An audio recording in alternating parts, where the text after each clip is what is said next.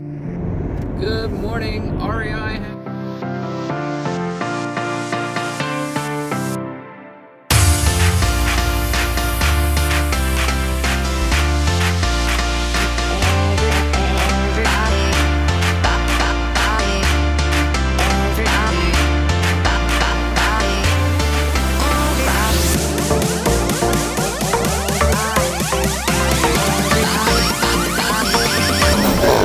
Your guess is as good as mine. How did you... Struggle City, for real. How did she put this dang thing out? Hey there, REI hackers. I'm here with Kelly, another member of our group. And so I'm going to let her introduce herself, give you a little bit of her background, and go from there. So I'm Kelly. I work full-time for a physical therapy company in a high school, but I also am now in real estate, doing investing. So this is to kind of document my journey a little bit further, hopefully give y'all some value and see where we can go with it. All right. And Kelly, how long have you been marketing for deals? I've been marketing for about a year now, but it's been on and off, not consistent. Okay, cool. So some of the goals that we have for this video series is, my main goal is just to document it for you guys, because she's actually out there doing the work, a lot of work that I am not doing in my business, but could be very, very helpful to some of you. So one of the things that we're going to be looking at with Kelly's business is the consistency in the marketing and the follow-up, as well as Kelly would like to do this to improve her confidence in speaking about her business, not only to other investors like yourselves, but also with sellers. So I definitely believe that the more you talk about your business, the better you'll be at it, and the more you do in your business, the more you'll be able to talk about it, and talk about it confidently. So that's really... So I've been going down to the courthouse to research probate leads about once a month. Again, not as consistent as I'd like, but I have a few lists that I've been working on since. I send a letter every single month. I have a probate lead system, Word documents that I print out. I insert their name, I insert the name of the deceased, and I send that out. So I sent some of those last week.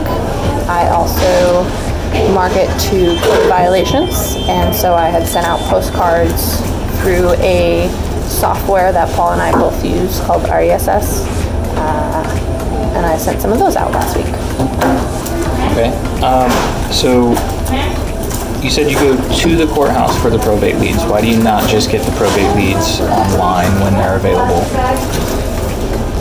So they are public record, but they're not available to search through the courthouse website. So you have to actually physically be at the courthouse to see the documents. You can see the name of the deceased and the different documents, but you can't actually see the content of those documents. So you have to go down to the courthouse for that. Okay. And what are you looking at when you go to the courthouse? Like what information are you grabbing to pull the leads from? So I specifically look for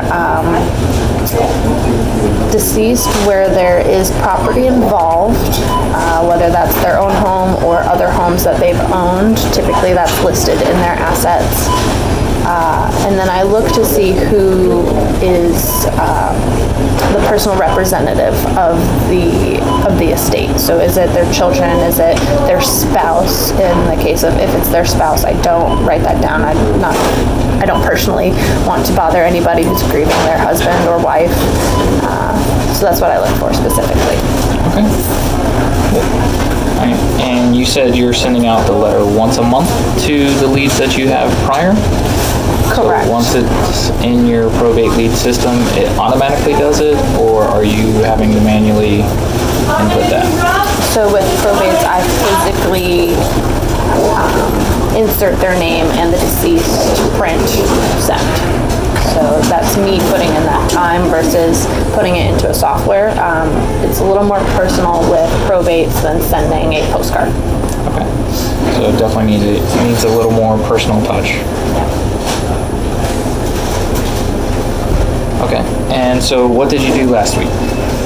So other than sending the probate letters when they were due, which I guess maybe I was a couple days late on that, so not as consistent as I should have been.